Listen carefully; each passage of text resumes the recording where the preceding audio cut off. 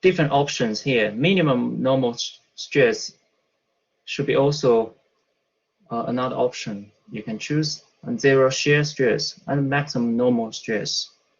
Okay, it is just a rotation. Once you rotate the stress in a certain plane, you will get either maximum or minimum normal stress, but at the same time you have zero shear stress. Okay, excellent, everyone.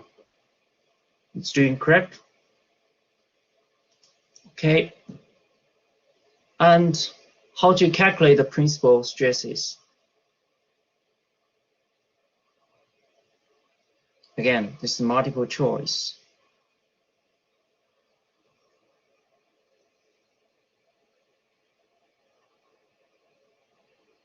Next time I should figure out how to let you select multiple answers. But good to see here is that most of people choose Mohr Circle because we have explained using Mohr Circle is a very easy way to get principal stress. But in reality, all the other three are also correct.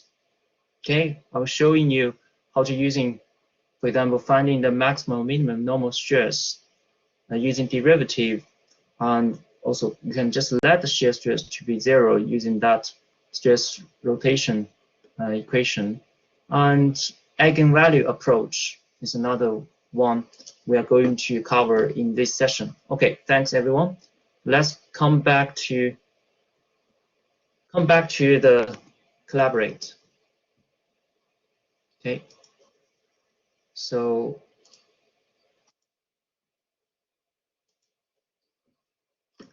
that's just to get a feeling of your understanding what is tensor and some other knowledge. So to begin, okay, I need just to go back to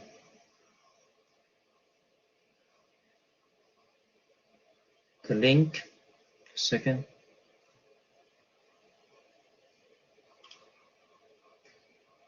Okay. I need to monitor the chat, so using my phone. Just a second.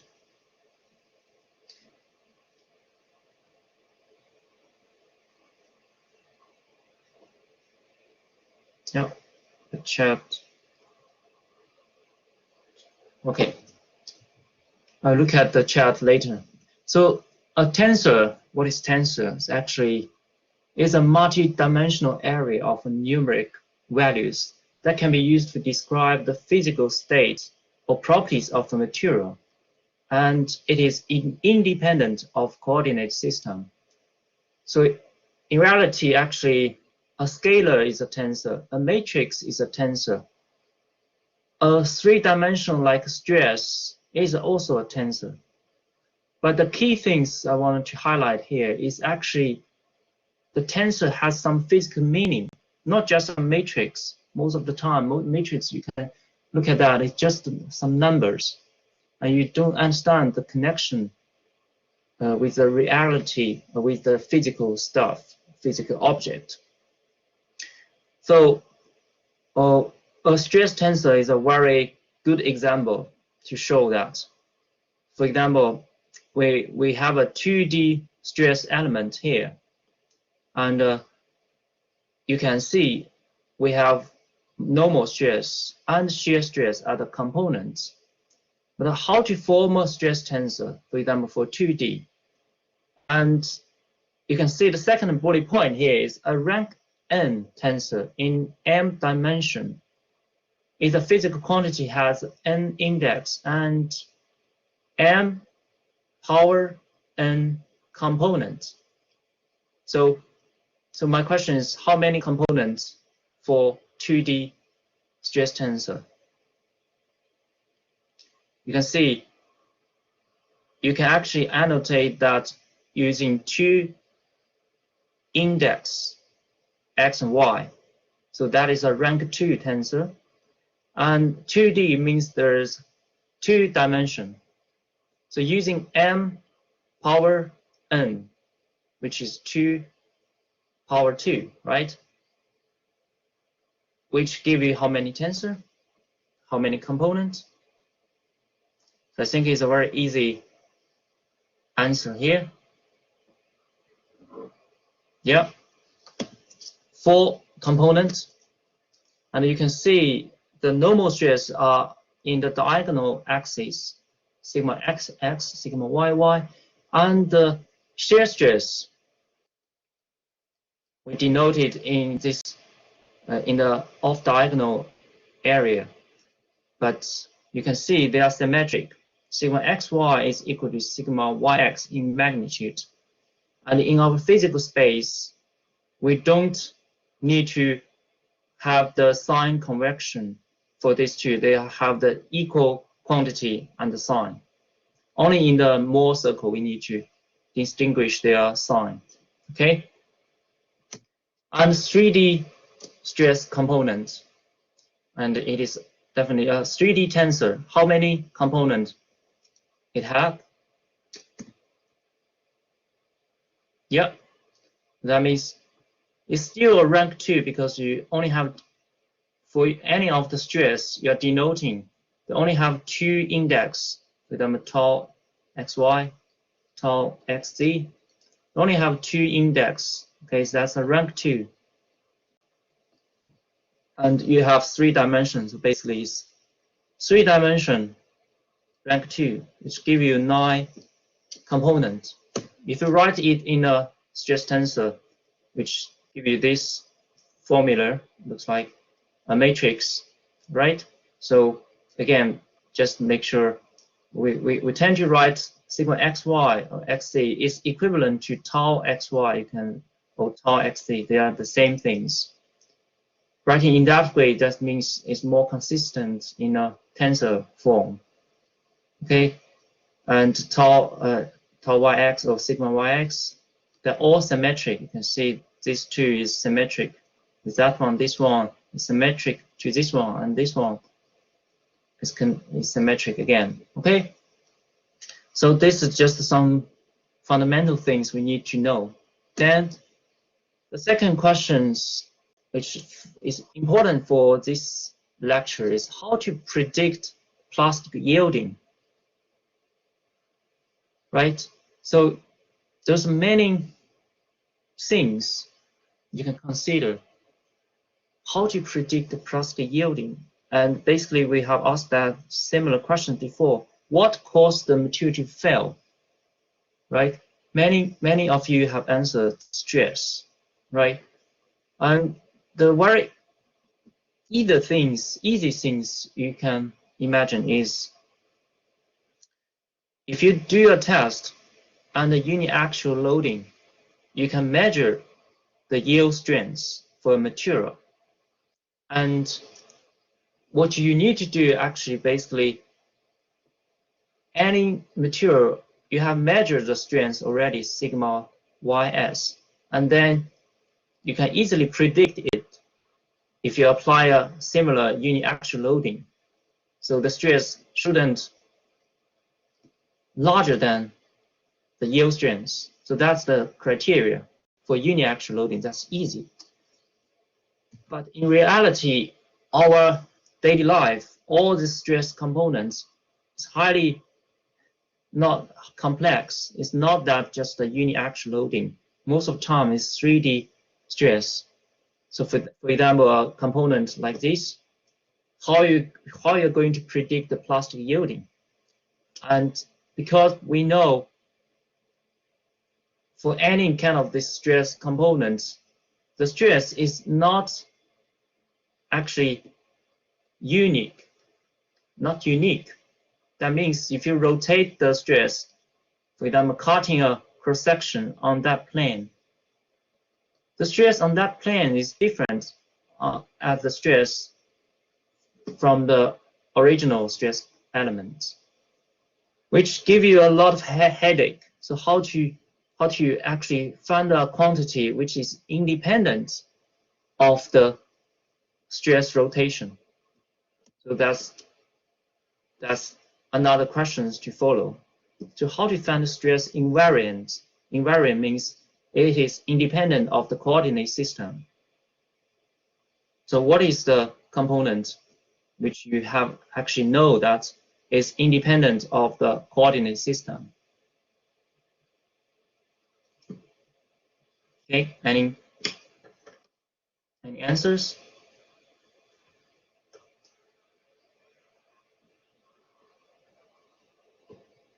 No?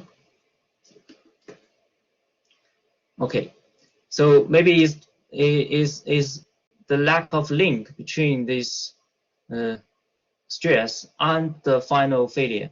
So the actual things which is important for us to predict the yielding is using the stress invariant, which is principal stress.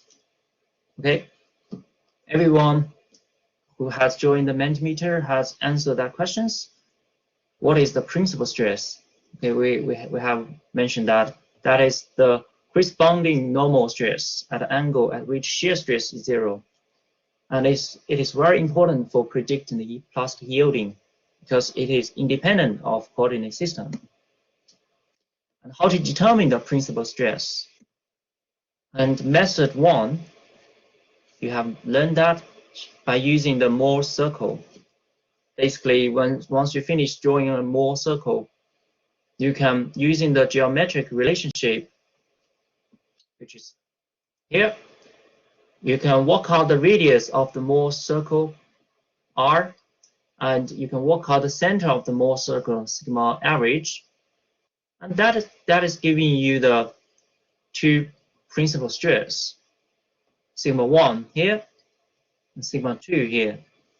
Okay, is sigma average the center plus the radius or minus the radius. And there's definitely many other methods.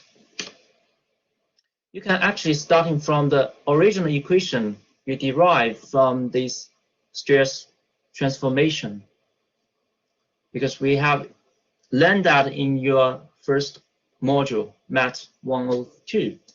From the force equilibrium, you can work out the force in that rotating plane, and the force in that plane should be equal to 0, not only in x direction and also y prime direction. And then you got that equation.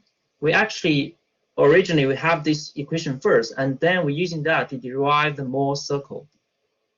So actually we can actually directly use these equations for finding the principal stress. Or the similar method to, because this is using force equilibrium to get this stress. You can also using the transformation matrix, okay, and which is basically we write that in a, we call it void notation. So this is not like a stress tensor, but it's more like a vector form, and you can write the 3 stress component. There are 3 independent stress components is equal to the transformation matrix.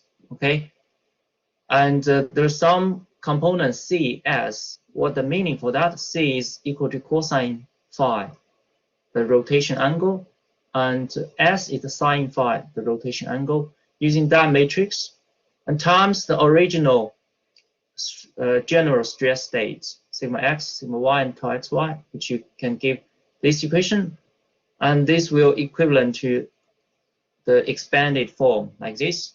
Okay, we will use some of these things in our later lecture, and you don't need to remember that.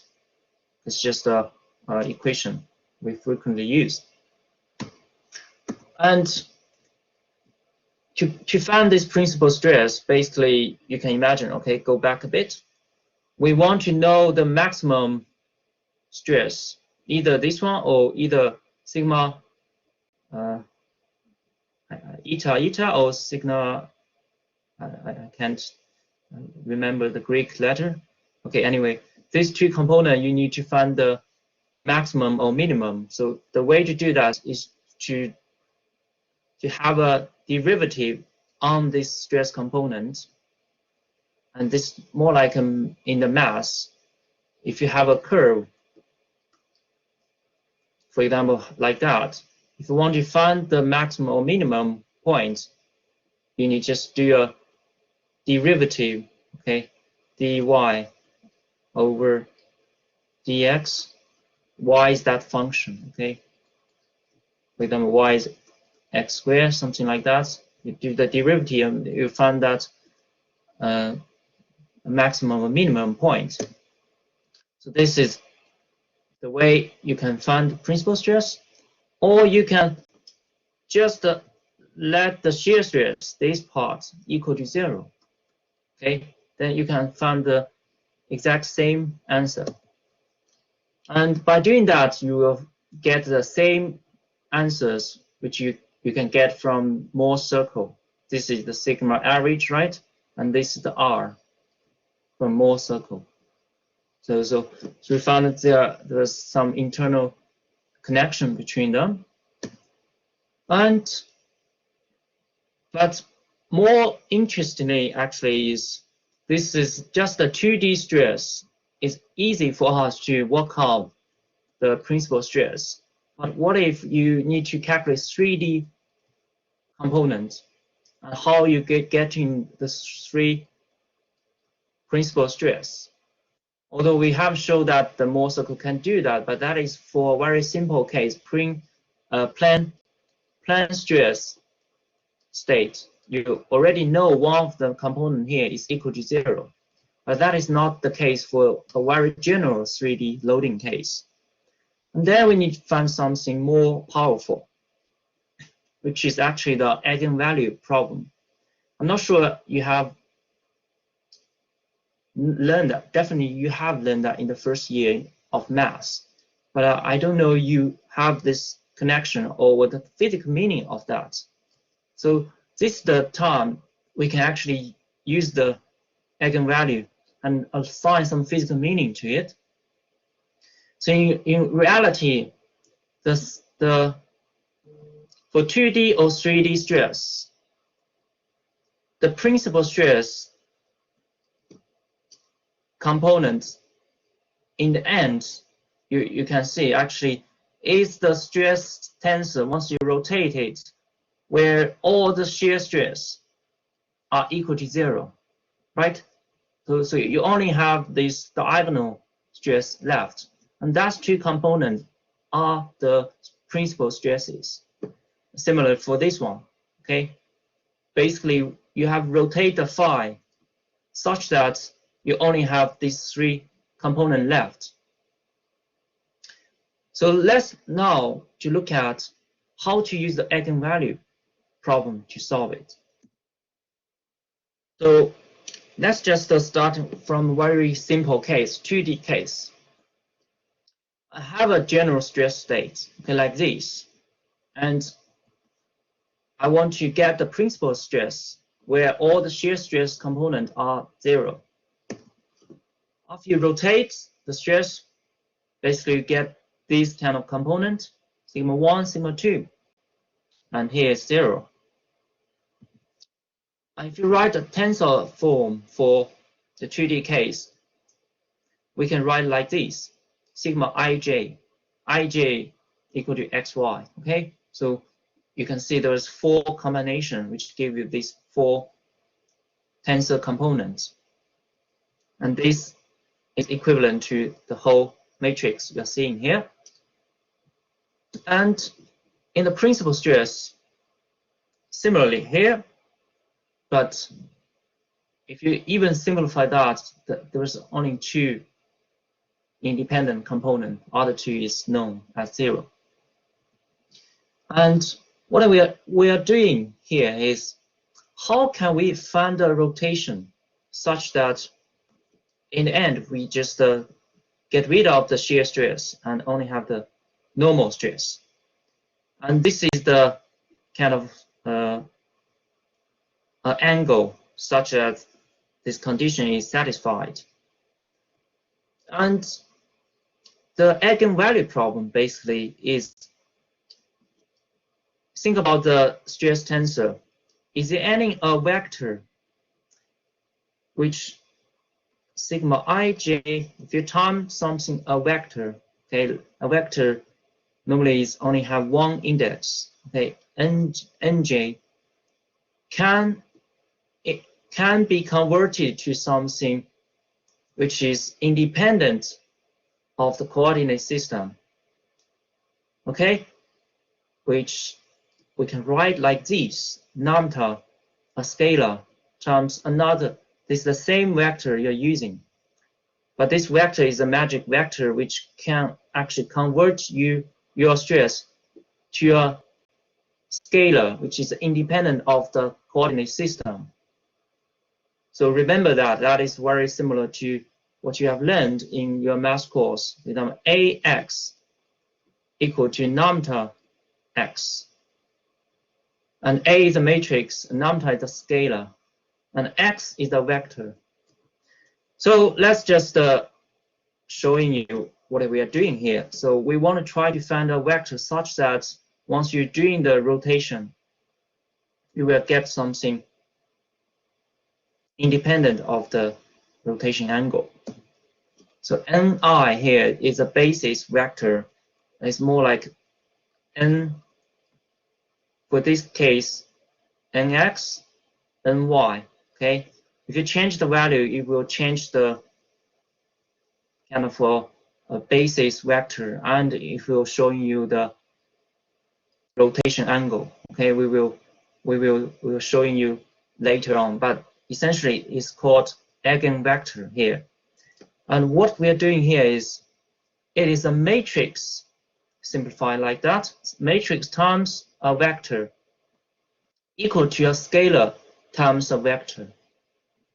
Okay, so it's basically, if you expand that form, it is this matrix times a vector equal to a scalar times a vector, right? And the scalar is the scalar. It's actually have no kind of direction. It's just a magnitude. How can we achieve that?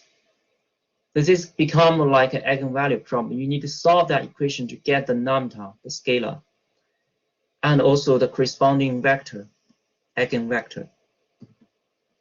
So how we are going to do that? The original equation is like that, but since the lambda is just a scalar, it cannot be compatible with the matrix form in this case.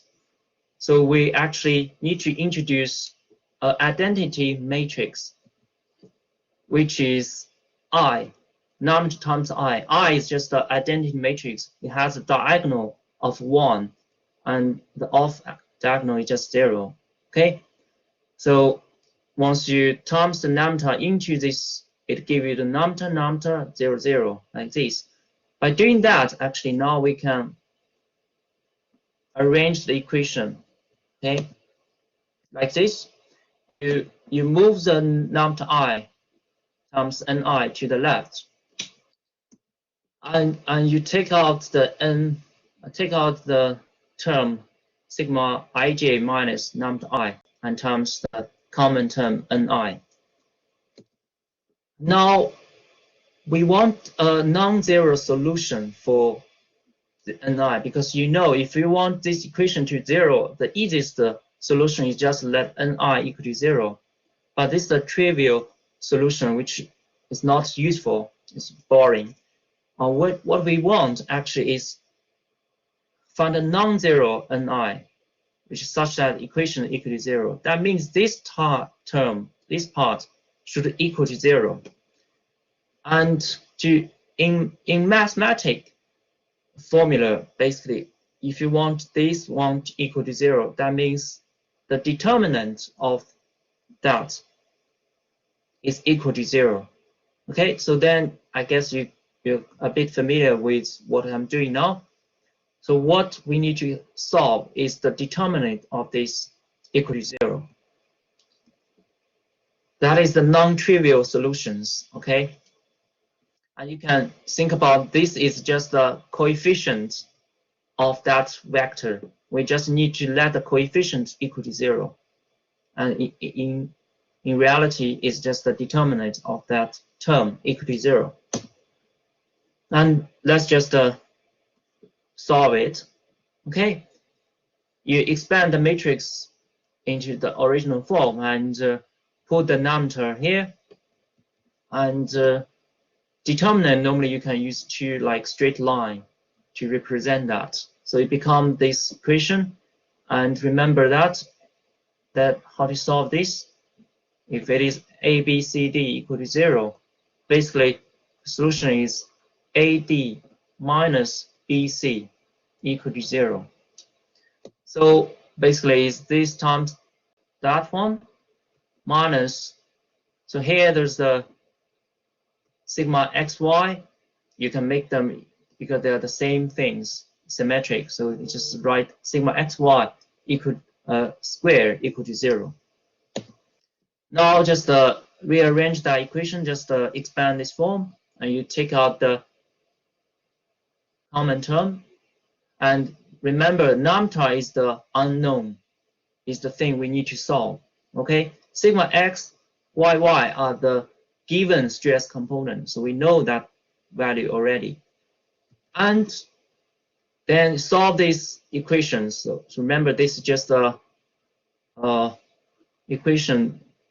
For example, ax squared bx plus c equal to 0. And the solution for this kind of simple quadratic equation is x12 is equal to 2a minus b plus minus b squared minus 4ac. Okay, I still remember these things. And using that equation, you get lambda 1, 2 is equal to this one. Okay, if you remember what we have shown before, this is the exact same solution you have got from Mohr Circle or using the derivative. And what you need to do is you just need to rank lambda 1 and lambda 2, and you find, for example, whichever the largest one will go to sigma 1, okay, such that sigma 1 larger than sigma 2. Okay, this is the 2D case. We haven't considered 3D case. We'll do that soon. Okay, so once we found the eigenvalue, basically these two, we can substitute them into the equation 1. Equation 1 is basically, they are all equation 1. Okay, you can put it, for example, this one as equation 1 to find the eigenvector. Okay, what you need to do is just substitute lambda, the value lambda. There's two of them. You sub them one by one. Okay, sub number 1 into this equation, you get n1. Sub another one, you get n2. Okay, you get two vectors. So the kind of eigenvalue has another sister or brother, which is called eigenvector. So they are kind of like a pair. Okay, so that's how we solve the eigenvalue problem in 2D case. And if you need reading more information on the eigenvalue problem, I just attached one slide, which is from the mathematics book. Okay, and you can look at the prerequisite material. They are already there. I think any questions for now? Okay, any questions for now? And I can go back to see the chat because I think I missed one questions. Looks okay.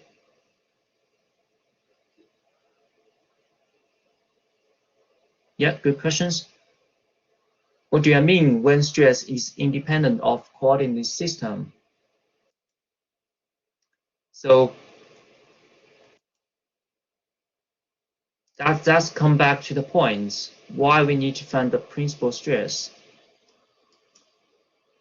Okay, so we all know actually the stress will change with the coordinate system, but for any stress component, whatever you give a stress to that component, okay, probably this way, you will always find there is some value, which essentially is the principal stress. That kind of value is unique, and no matter how much more kind of rotation you do, you will always find there's the only unique solution for the principal stress. Okay, that's what we mean. This principal stress in the end is just like a scalar. You don't need to know the rotation of the stress components. It will always there. It always exists as a unique value. So that's why we mean this principal stress doesn't depend on your rotation, right? It is the maximum normal stress you can find. Just like if you have a curve like that, you will find a minimum stress, minimum value in that curve. That is known. Okay, great. So that's why we kind of want using this one to help us to predict plastic yielding, because it's always helpful to have something we know.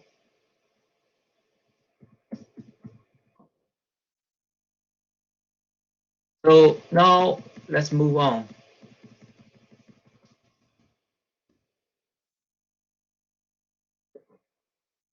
Okay, we have about 20 minutes. So let's just ask everyone, now take a piece of pen, just work up the example here.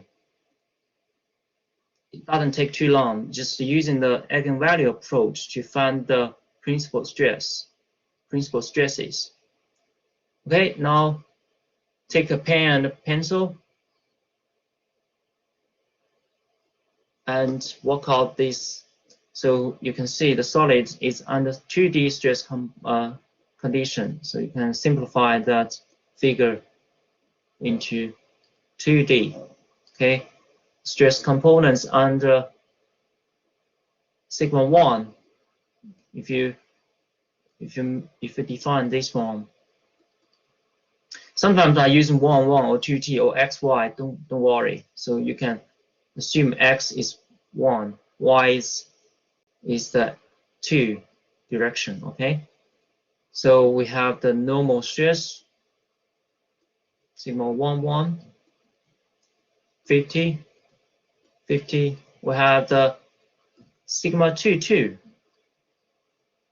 It's also 50, 50.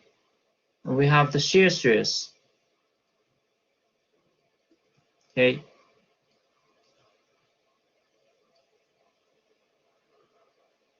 (10 megapascal). And I'll ask you to solve the equation using the eigenvalue approach. So I guess give you some hints. Okay, this is just you just need form a stress tensor first for 2D. What is the stress tensor for it? So sigma ij for this one is 50, 50, and 10, and 10. Okay, now please solve this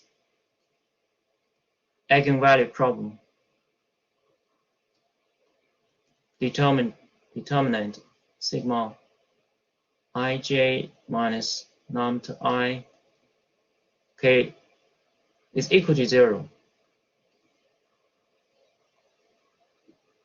I give you about 5 minutes to finish that. Just to reinforce your understanding of this, it's very straightforward.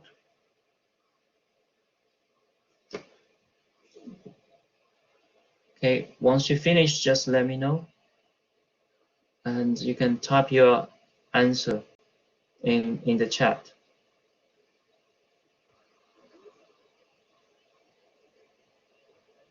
Okay, great. Someone has finished.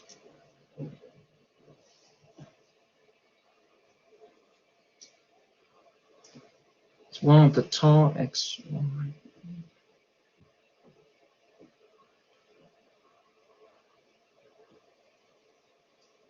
No, I mentioned that for the physical space, you don't need to worry about the sign. Tau 1, 2 is equal to tau 2, 1, not only in magnitude and also sign.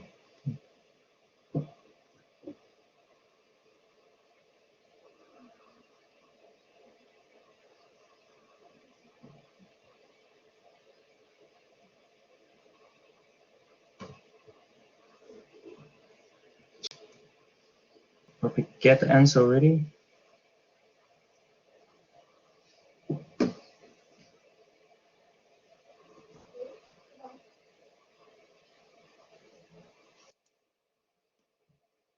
Let me have a look. Yep, that's good.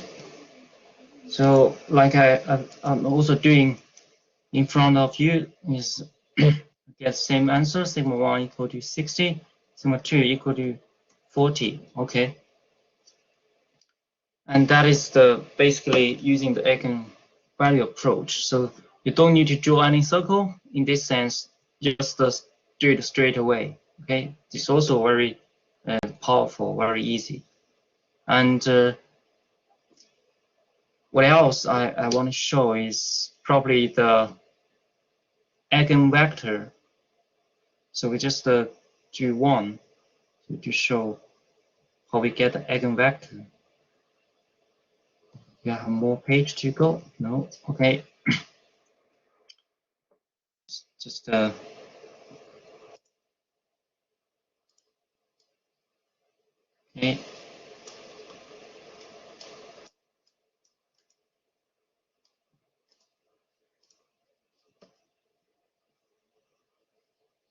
So eigenvector, for example, we have number 1 equal to 60. We substitute that to the equation. Basically, we need to come back to the original equation. We derive it. Number I, Nij, sorry, Ni equal to 0. And so what we need to do actually is 50 in this sense is very straightforward. So we have 50, 10, 50, 10. Now we know the eigenvalue is 60, 60. Okay, this whole thing's times Ni. So Ni, you can expand that because it's a tensor form. So let's just write into erase that.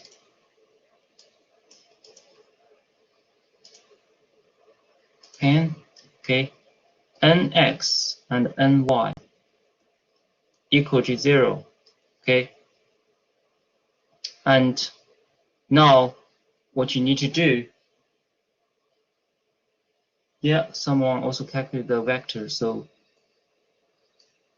50 minus that is minus 10, 10, and 10 is still here, and 50 minus 60 is minus 10 times Nx and Ny equal to 0.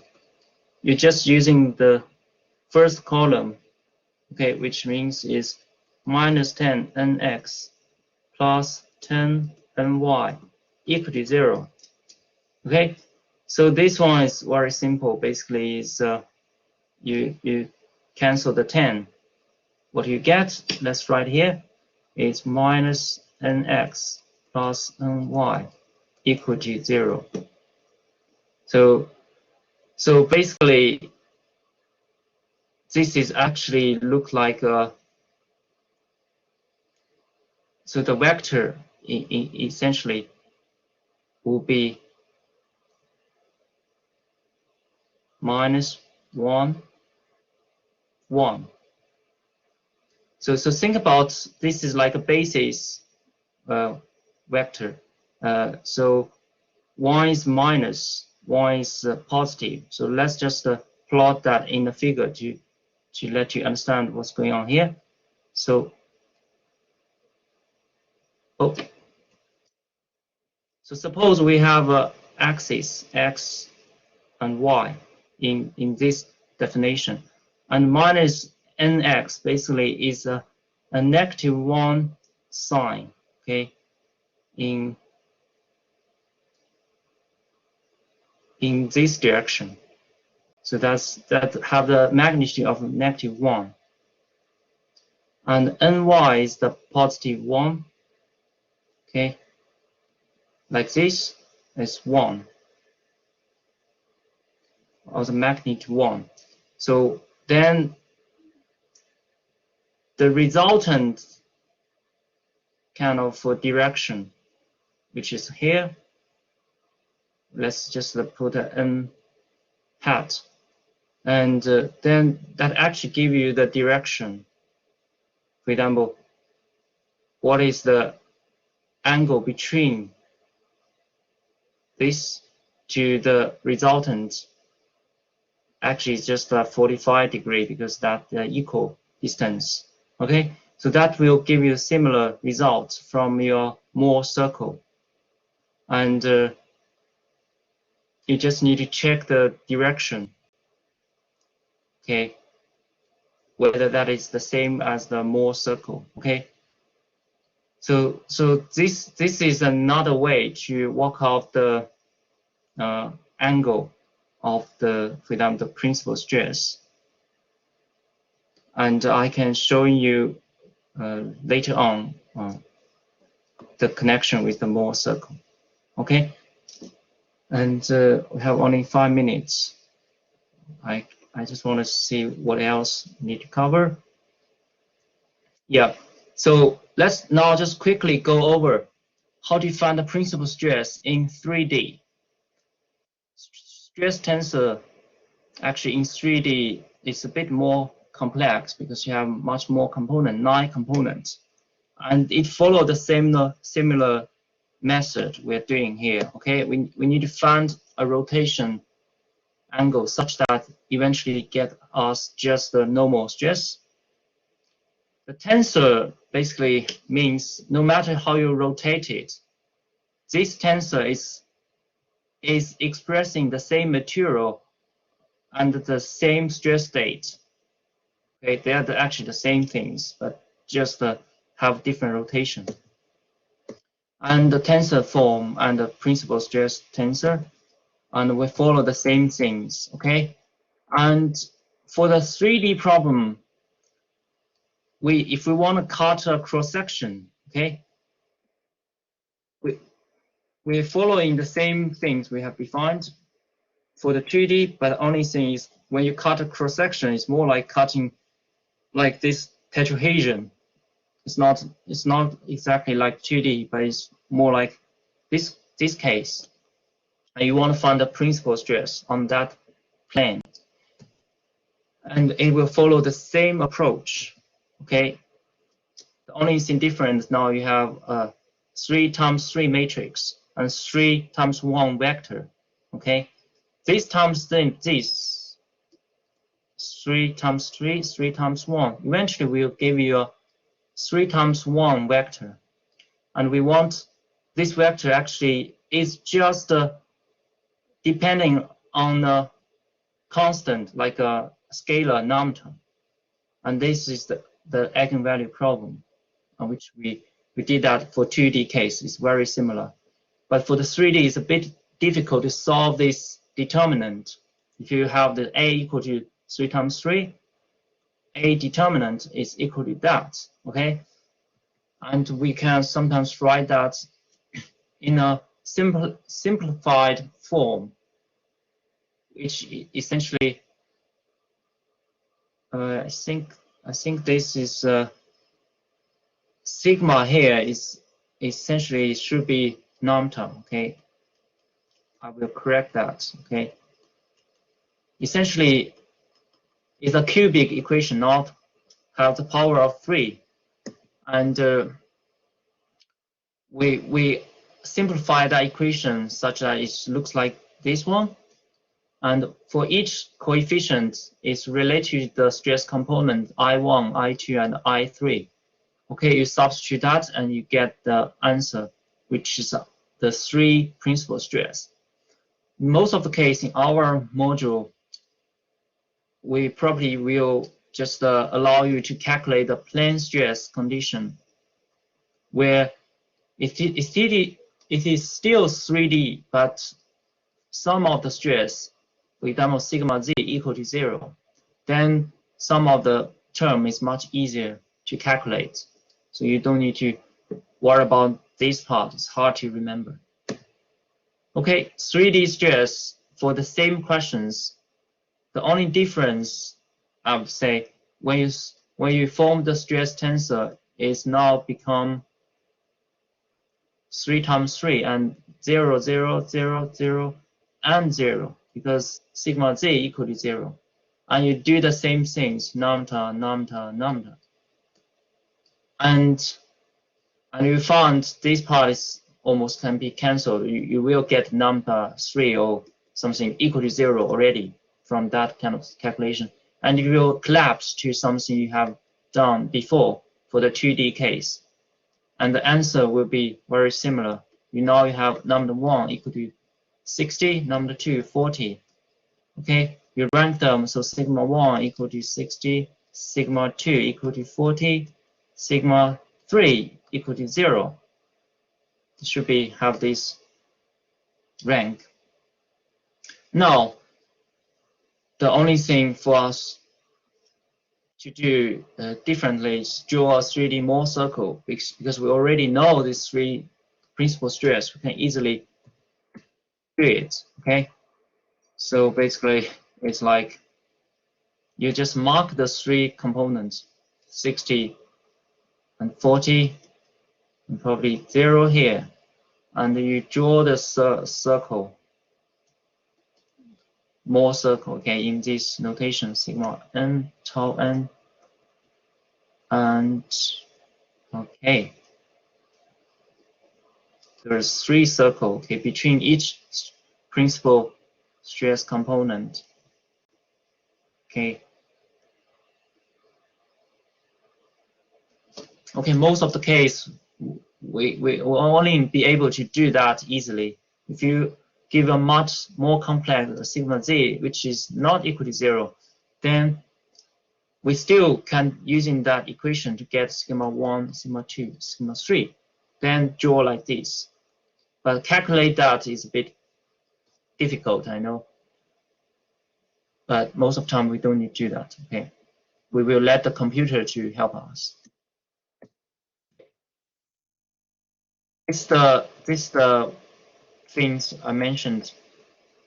I think one of the direction is different. This should be a minus, okay, as I mentioned. So I need to check that. Because we have -1, not 1 here, okay? And this is the thing I've shown you before. Okay. Questions? Any questions? I think probably it's about this one. Using your experience and put some things here. What can we measure from experiment that can be easily related to failure? Force, yeah, force applied. Yield strength, excellent. Strain, yes. Yeah.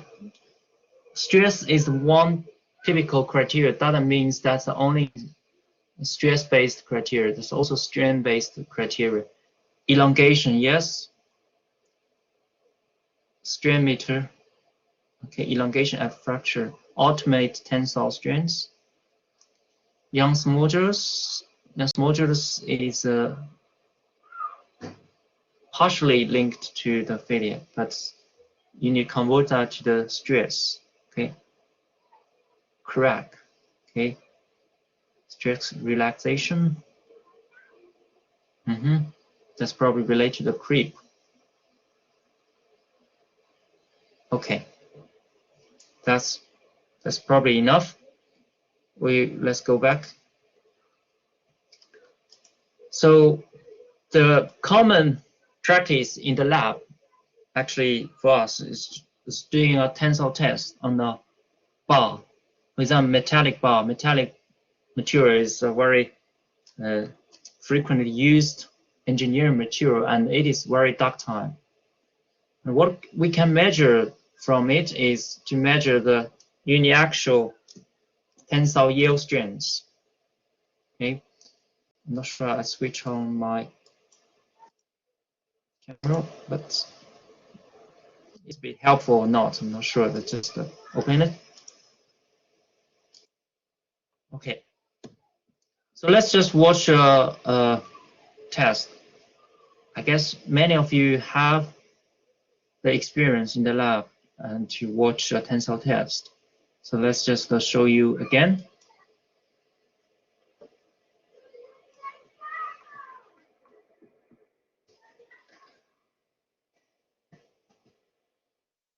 Okay. So we have a machine typically like that, and we put a dog bone sample inside these grips, and what we are doing is apply a tension, and you can see it's a bit unclear, and we have two axes.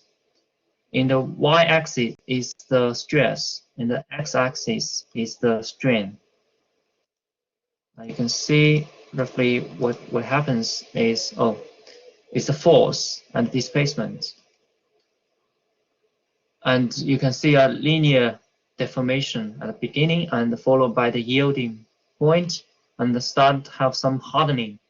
And you can watch on the right-hand side how the material behave during the hardening stage. Okay, looks like the material become a bit stronger if you load it and reach a plateau, and eventually you will see when the material start to get necking in the center, you can see the material will become narrow and narrow, and now it's going to fail. Okay, in the final stage, that is kind of the ductile fracture. But what we are interested in most of the case is to predict when the yielding point happens. So if I'm here, there's many different ways to define a yield strength. The typical practice, okay, which is coming soon, I will show you later, is draw a parallel line to the initial line here with okay, you need to convert the curve to the stress strain curve. This is not correct, but basically in the stress strain curve you need a kind of offset of 0.2%, and by doing that you get kind of defined yield strength here. You can see after the tension what happens for the bar. Okay, there's some Poisson contraction, Poisson ratio effects, and the necking eventually will, I mean, during some fracture, because in that area the stress is much higher than this area. Okay, you can imagine. And the yield strength, like I mentioned, stress strain curve and 2.2% offset, that give you the yield strength. And this is probably the most important value we can measure from the experiments, and how we can use them. Because in reality, yield stress is 3D dimension and from multi-axial direction. So how you relate to that multi-axial loading case with the yield strength, and to help you determine whether the material is start to fail. So that's the main questions in the second lecture. Okay, and we need to actually look at some physical aspects we observed in nature. One thing is so-called hydrostatic pressure. I'll give you an example here.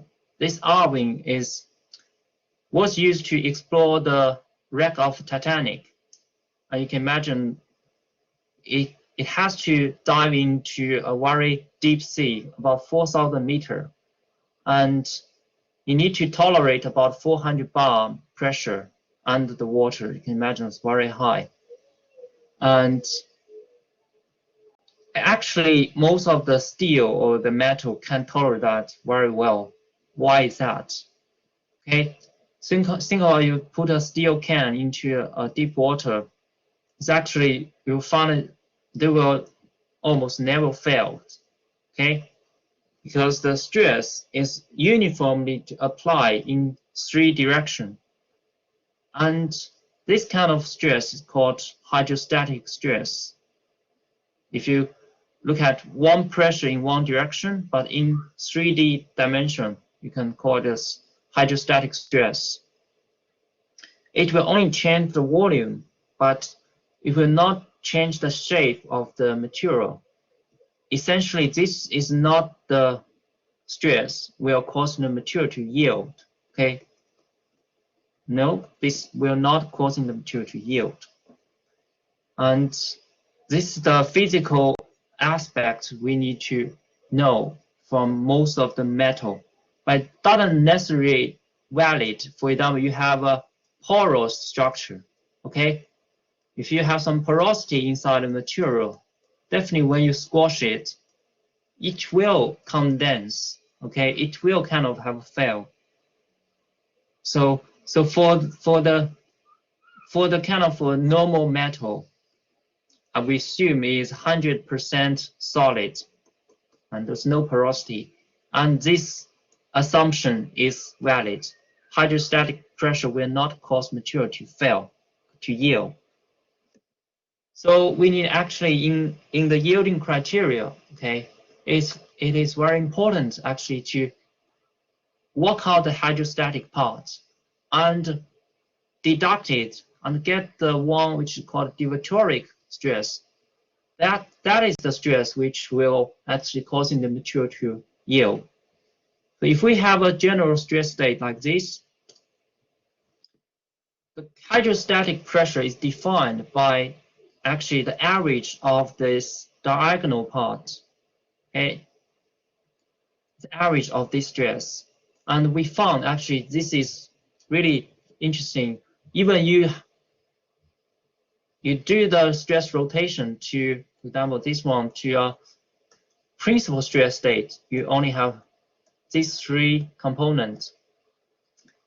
And hydrostatic pressure is also equal to that one because it will only depend on the normal stress, because this part is only the normal stress.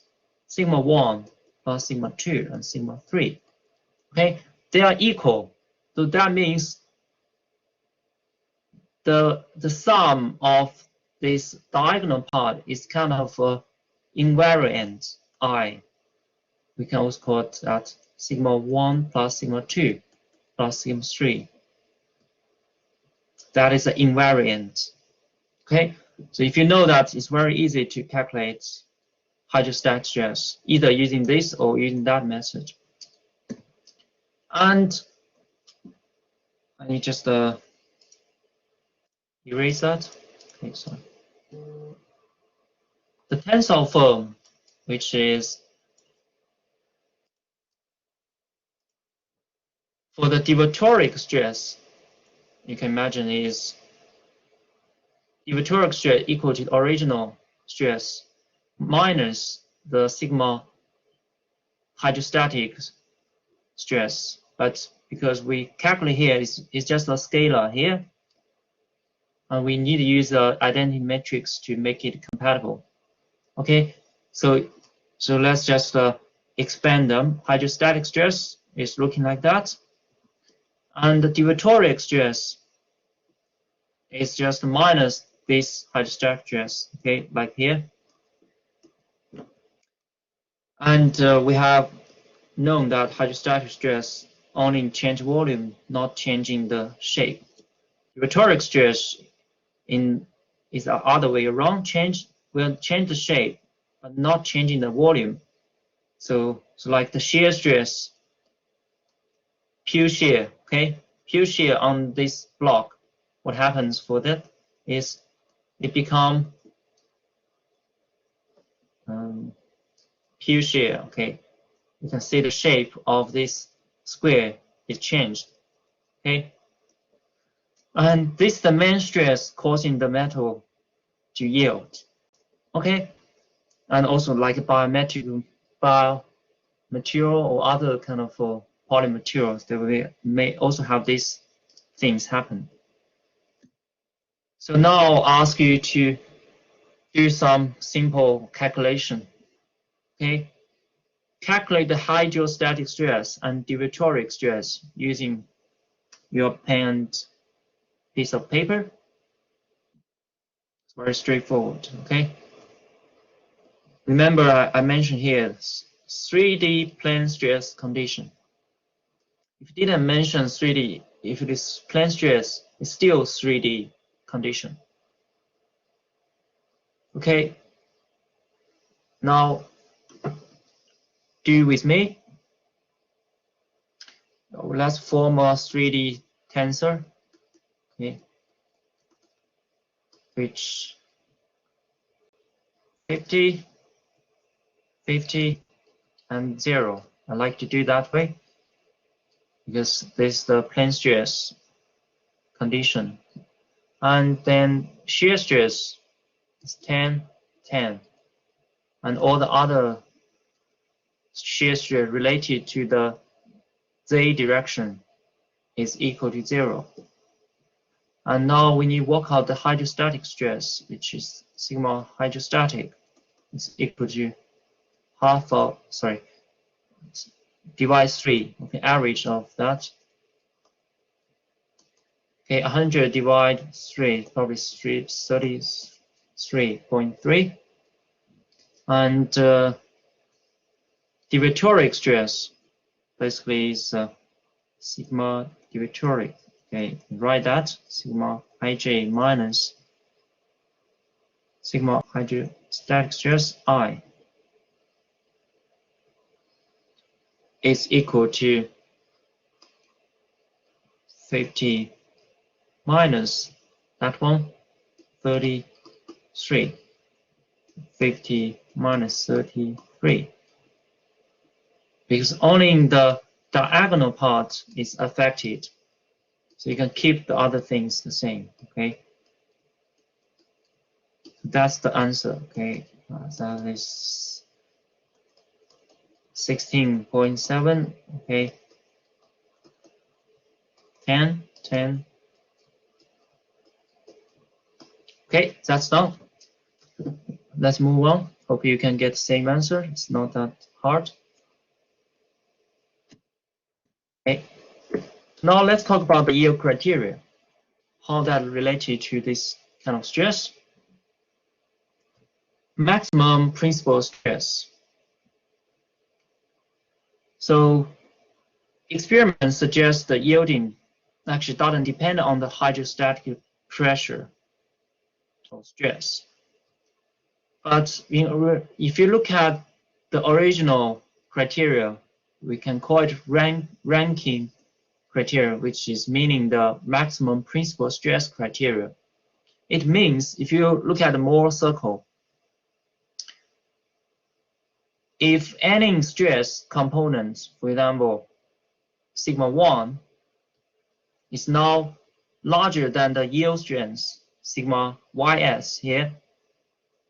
So for example, the circle is become larger and go into this area, then sigma 1 will larger than sigma yield stress, which will means material will yield.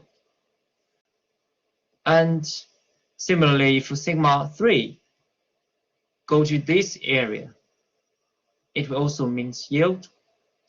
But it actually doesn't accounting the facts we mentioned. So if you changing the hydrostatic pressure, okay, if you move, you can see what happens, okay. Hydrostatic pressure is this component, the average of that, meaning probably the three of them, the average around here, it doesn't mean it's the center of the circle, I think. So this value will move around if you're changing the hydrostatic pressure. Sorry, it's changing the stress. This, as we mentioned, the whole thing is kind of invariant. It doesn't change once you have defined a given stress component, okay? But this criteria suggests, okay, if you move around the Mohr circle, it will, in some points, it will reach yielding, or like that, or like this. This is not correct. This is not obey the physical aspect we have mentioned. Okay, it shouldn't depending on the position of sigma 1, sigma 2, and sigma 3 in x-axis.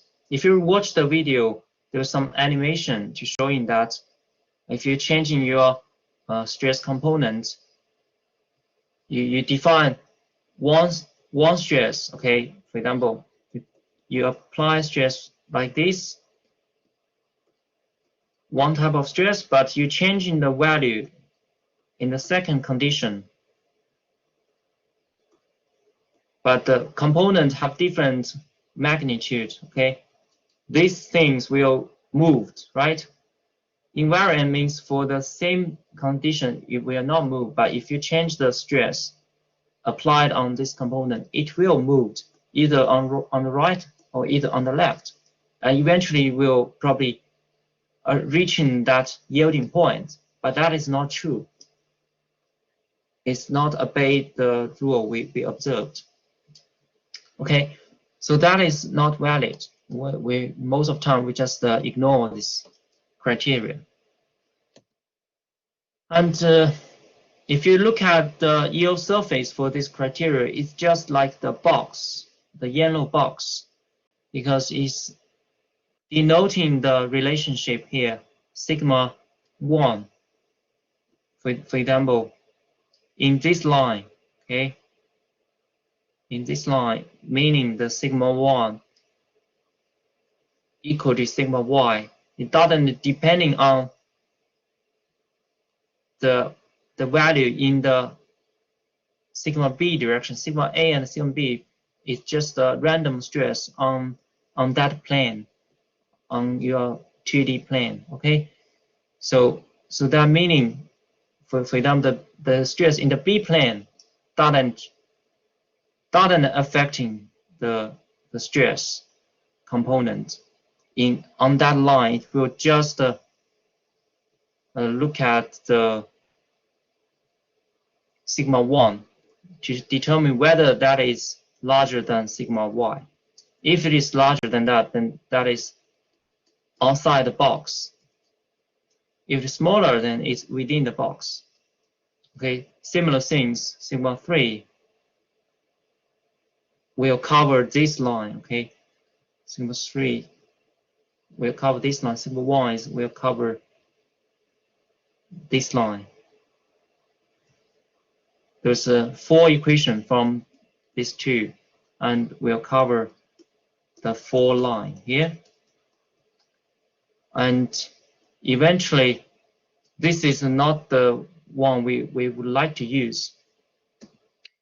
But if you look at most of the experiment we have done for a metal, we just apply uniaxial tension for a sample. Some of the metal actually you will find there's some like a pattern once you reach the yielding point, and most of the failure pattern is occurred at 45 degrees to the principal stress direction, like this. Okay, that is like 45 degrees. And that gives us some clue to predict the yielding. And there's another type of yield criteria, which is based on the maximum shear stress. Because on that 45 degree, if you remember, Okay, let's just draw a 2D Mohr circle to visualize what I meant here. Sigma n, tau n. If it is the uniaxial loading case, so you will get uniaxial tension, meaning, okay, there's a, let's determine the principal stress. The principal stress will be the one you are loading, okay, say sigma, which will equal to sigma yielding stress if it is at the failure point, okay, at the failure point, the critical point. And sigma 2 is equal to 0, and sigma 3 is again equal to 0. So we just need to plot the 2D, so we forget about that. Then the Mohr circle will be just like that, where this value is already go to the reaching the yielding strength. So we want to look at what the relationship between the maximum shear stress, okay, maximum shear stress is here, and they have the orientation, okay. So now the point you are loading it in uniaxial tension is only basically the principal stress here on that point, and there is an angle between that point with the tau max, which is 2 theta p1. Okay, 2 theta p1 is 90 degree, right? So that gives us the clue sigma p is 45 degree in physical space, so which is here. So that means actually when the material failed at this 45 degree, that means that actually the maximum shear stress is occurring, right? So that's why we have this Tresca yield criteria. So now we again look at the Mohr circle. Now we are not looking at the x-axis, we are looking at the y-axis, which is in the Mohr circle. The shear stress is the thing make difference. So that is maximum shear stress theory. And how we connect that with the measured yield strength. So first of all, step one, you find the relationship between your principal stress with the maximum shear stress, which, like we mentioned before, okay, it should be equal to the radius r. So that's why it's half of sigma 1 minus sigma 3, which give you this distance. And this should actually be the value that we compare with the shear yield strength. Okay, and how we get shear yield strength, that's a problem. How we relate that shear yield strength with the tensile bar, we only measure that in tensile, how we get that shear yield strength. Okay, so actually using this kind of equation, we found, okay, shear yield strength in that case, if it is touching this circle, okay.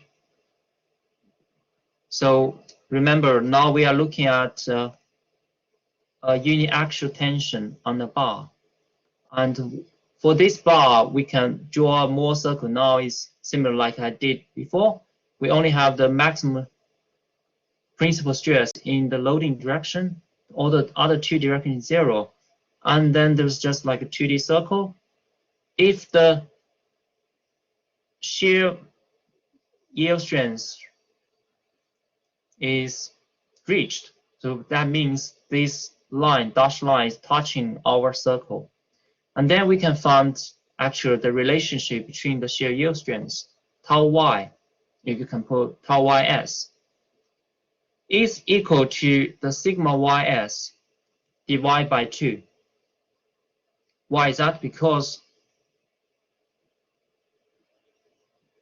half of sigma 1 minus sigma 3 Now you substitute the value for the uniaxial case. Sigma 1 equal to sigma ys. Okay, that's the critical point. And sigma 3 is 0. Now you substitute that there, which give you, okay, let's just write that, sigma ys minus 0 over 2 equal to minus 0 over 2 equal to, I don't know why my series activated.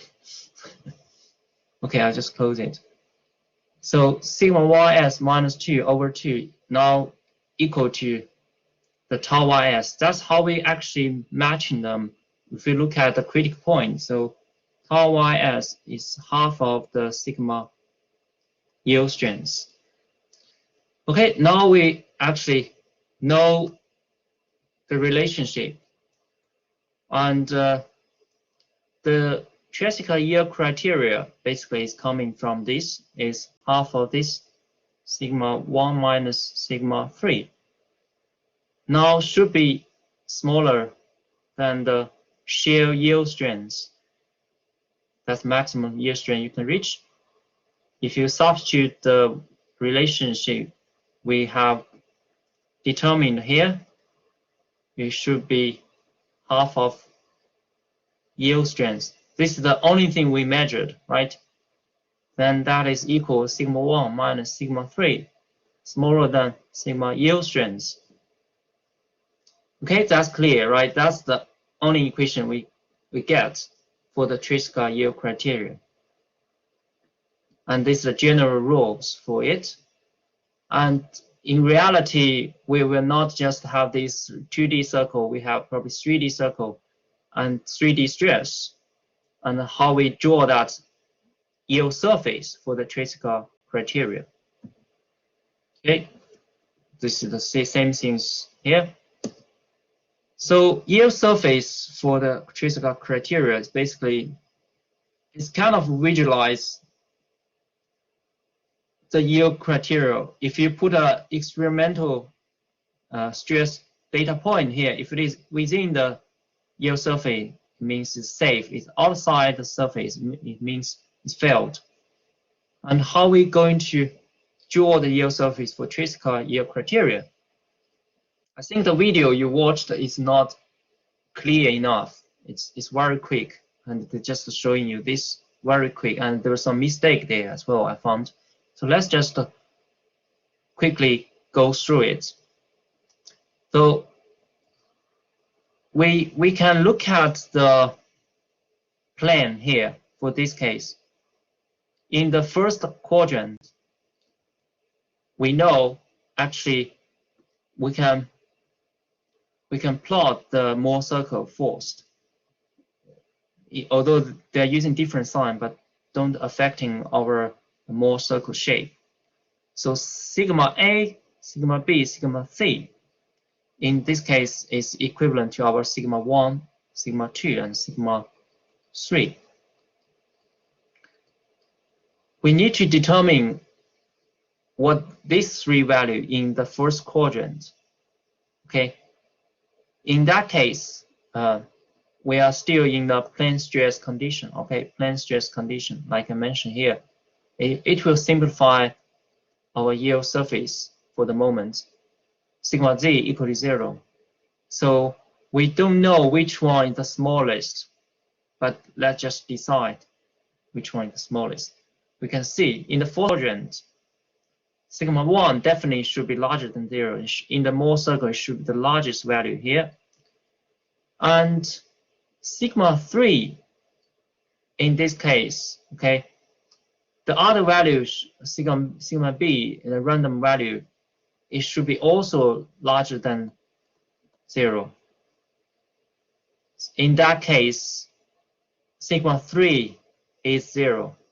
Why we need to determine these two? Because for this Tresca yield criteria, we only need to sigma 1, sigma 3 to form criteria. Okay, so in that case, we can think about, okay, sigma 1 minus 0 equal to sigma y. Okay, so that is the kind of the final equation. Sigma y equal to a constant sigma 1 equal to a constant sigma y. I ask you to draw that yield surface. So there's two different things here. If you look at this line, that means the sigma b. Okay, you will find, oh, it's confusing. Why the sigma b here?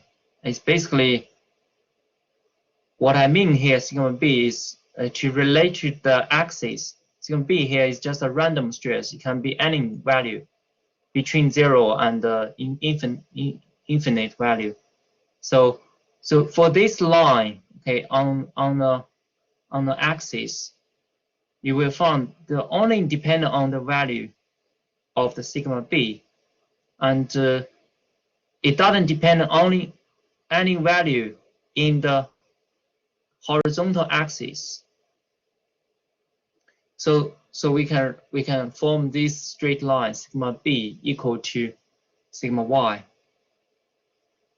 and in that case, anything larger than 0 here, you for example, there's 1 point here and 1 point here. They're all following this line, which I think is still a bit confusing. But if you remember how you look at a line equation, if it is a constant, okay, for example, for this line on this coordinate system, if you can write a line for that, it should be y.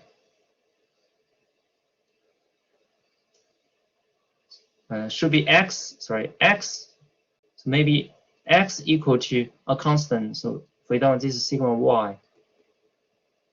So I think probably I misinterpret here. So let me just delete that box so to avoid confusion. Sorry. So this is just very easy to get confused. Delete that box. Okay, this is the original things there. I thought they made a mistake, probably actually not. So that's what I mentioned. So for this line in a coordinate system, the line equation for this dashed line is just x equal to sigma y. The x here is sigma a in this one. Okay. Similarly, for this one is sigma b minus 0 is sigma y. Okay, that's done for the first quadrant. For the second, for the fourth quadrant, this quadrant, we will find a bit different is now the Mohr circle is different because there's one value is negative. Now you can assign, okay, sigma 1 is larger than 0, sigma 2 is 0, the plane stress condition. Sigma 3 is smaller than 0. Now sigma 3 is not a constant, not a 0. You need to, using the original equation, sigma 1 minus sigma 3 equal to sigma y. And that is the typical line equation again. If you think about sigma 1, sigma 3 is the two variables. For example, I can show here, okay, two variables, x and y. If you imagine this is x and y equal to a constant sigma y, so then that is like a line equation. Okay, give you this line equation. Okay, you can rearrange that. That is y equal to x minus sigma y. Remember this in a typical line equation. Remember y kx plus b. Okay, in our case the k is equal to 1, and the b equal to minus sigma y, which is the intersection of this point. So this line equation basically is representing what you're seeing here. Okay, you can do the similar things for here on this one. So that give you a kind of a better yield surface than the original one. It's more conservative. Now let's move to the other one, which is the very important one. The Von Mises yield criteria. And this comes to the point to the deviatoric stress. There's another name for this one. If someone asks you what is the physical meaning for Von Mises yield, it meaning the maximum distortion energy criteria. So imagine you have a maximum distortion energy, UD. This is the energy. So if you stretching some like a rubber material, the energy, like strain energy, will store in the rubber, and release it, the energy will release. The similar things happen. If you apply any load to a sample, you will deform the material, and there is some energy stored in the material. And this is the things we call the maximum distortion energy. It is directly relevant to the deviatoric.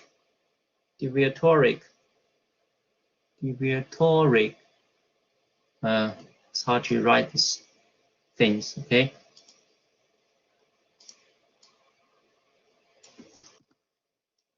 Let's try it again. It's a bit deviatoric, okay. Make sure deviatoric stress.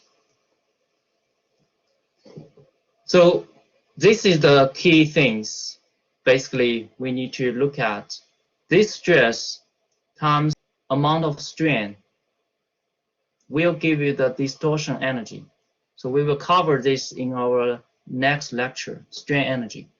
But here we just give you the answer for the maximum distortion energy.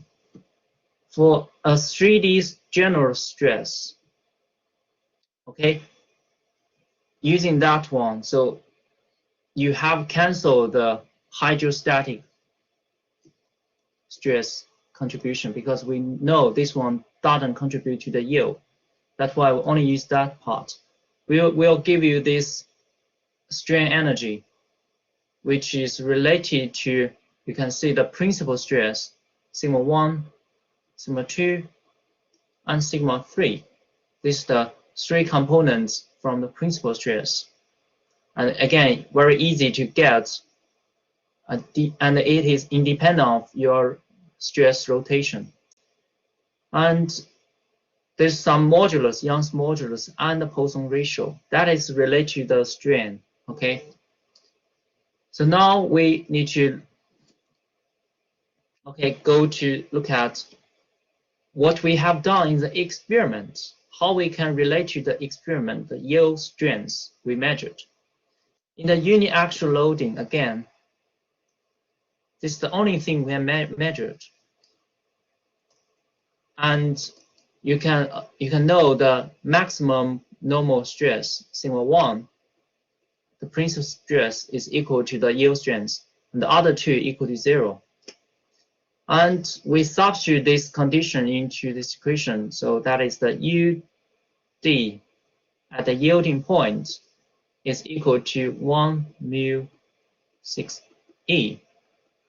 And so let's do that. We will find, okay, we only need to keep the sigma 1 component. All of these things cancelled, and this one is left, and another sigma ys squared.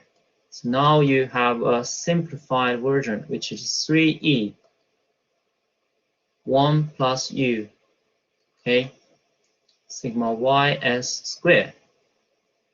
And the critical criteria is once this energy, original general state energy, reaching the yield, reaching the energy that will make material yielding, which is this term. Okay, so basically we need to equal these two terms together. So that is 1 plus mu 6e.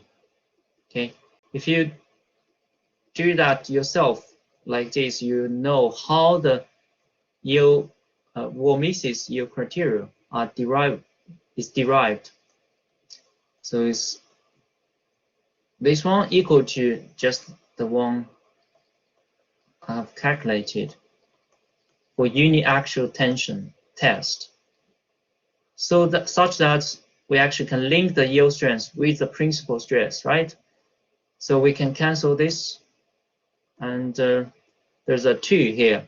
So eventually it should be, let's put the 2 here. Half of the whole term here equal to this term. It's easy to remember. You can see they're all square. Square of that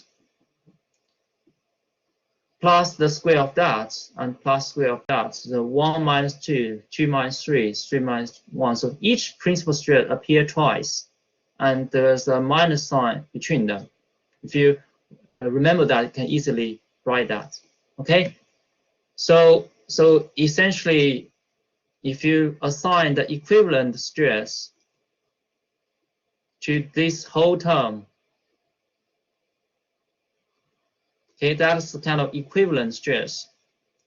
It's better to do a square root. Okay, let's just put a square root here because we don't want to have this quadratic term.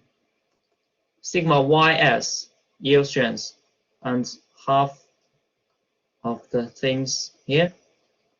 Okay, sigma 2, sigma 3, and sigma 3 minus sigma 1. Okay, that is equivalent stress to our definition, according to our definition. So if this one larger than the yield strength, okay, that means the material will yield. So that's how Von Mises yield comes from. Okay, I think if you follow my approach, you'll find that that's very easy to understand. And this will give you the whole derivation, like I did just now. Now the yield surface of Von Mises, let's compare that with the other two. So you will see actually, again, in plane stress condition, we kind of, let's just go back one slide. If the plane stress condition prevail, then sigma 3 is equal to 0 for this equivalent stress. So let's just substitute, and we will find half of that, sigma 1 minus sigma 2 is squared, and plus sigma 2 squared. Remember, there's a big bracket between them, and sigma 3 is 0. Sorry, so there's a sigma 1 here. Okay, if you expand that, let's just expand that. I just want to show the special case for principal stress. Expand that equation, you get sigma, basically let's 2 sigma 1 squared and 2 sigma 2 squared minus 2 sigma 1 sigma 2 brackets. And this can be simplified by cancel all the 2 here. So which essentially sigma 1 squared, sigma 2 squared minus sigma 1 sigma 2. So now you get the equation here. That is the equivalent stress you use to compare with the yield strength, sigma ys. And if you want to plot the equation, imagine sigma 1, 2 is kind of the variable changing in the space, and which essentially this is the equation for ellipse. Okay, then if you plot that, it's just go over these points. You can see there are intersection with there are 6 intersections with the original Tresca criteria, but with some more like extra areas to cover. Okay, and the question is which yield criteria to choose. If you watch the video, they're also showing these things. If you put the experimental data in this curve, you find actually the experimental data where the material start to yield is very well sitting along the Von Mises criteria. Okay, so it looks like Tresca criteria is easy to use because you don't need that complex equation. You only have sigma 1 and sigma 3 will give you the yield strength. But for Von Mises, it's a bit complex, but is kind of a better agreement with the experimental data. So there's no clear like options. You can use both of them in the engineering. And for a more conservative design, you plan to using the Tresca. If you want using less material and make your component a bit light, and then you can use a bit aggressive criteria, which is a Von Mises criteria, but they are all working fine. Okay, and I think we almost finished the session. This is the last slide, I think. And the Von Mises stress in abacus is showing here. For typical beam bending, I think it's interesting to plot that. I just fix the end here, okay? And you apply load from the side, you will find the maximum tensile stress is around here because this line is stretched and this line is compressed. So the maximum compressive stress is, but if you plot in Von Mises, this is the Mises, that means there's no positive and negative value. They're all positive because there's a square root of these things. And you can see they are actually showing the maximum stress, where the maximum stress is locating. By using that, you compare with the yield strength, you will find, okay, this part, if it is larger than yield strength, just look at the scalar here. You will get, okay, this is yielding. I can determine that. So for bending stress, I just want to recap you this because we will probably use that in the next tutorial session. If you go back to your first year on the bending, remember the bending stress is related to the moment you apply, mz. You apply a moment basically, although it looks like a fixed point load, but still if you generate a bending moment. And the bending moment times the y. Y is basically your neutron axis. There's a neutron axis in the middle, and the y is the distance from the neutral axis to the surface. Okay, either positive or negative. That gives you the bending stress. If you want to predict the yield for a beam, we normally need to look at the maximum bending stress, which is in the surface, and compare that with, okay, your yield strength. Okay, I believe there's some relationship between that. You can convert that with your principal stress eventually, and compare that with the yield strength. And Iz is the second moment of area, okay, for square like that. BH, I is the 12, BH cube, okay, that's something I remember. Okay, just bear that in mind. We will use that in the tutorial. And I think I will go through probably this example in the tutorial session. And it's very easy, just using the two criteria and determine whether the yield criteria has been reached. And I think that's almost there. I just want to ask everyone in the end just to review your learning in this Mentimeter quiz. Okay, can you come back to the Mentimeter quiz?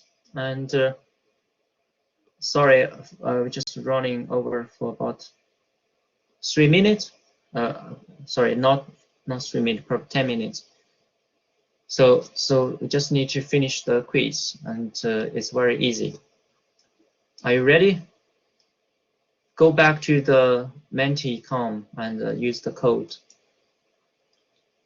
And select what is the physical meaning of the Tresca yield criteria.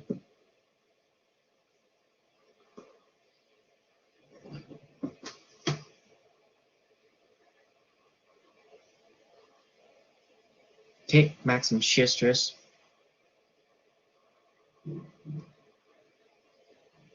Yep, seems everyone got it right. Excellent. And the second one, what is the physical meaning of Von Mises yield criteria?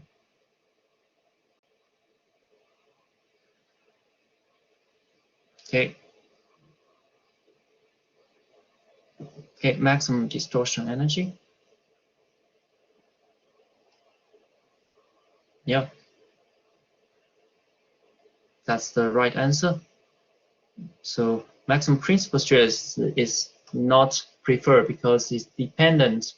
Actually, it doesn't obey the rule like the hydrostatic pressure is not contributing to the yield.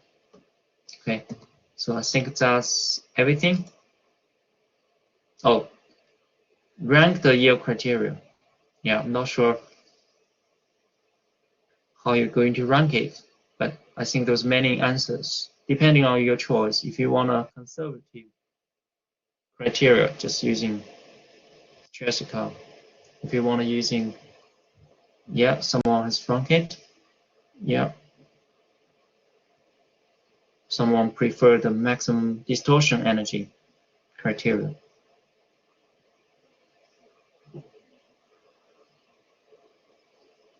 Yeah, most ones thinking the principal stress is not preferred. Excellent.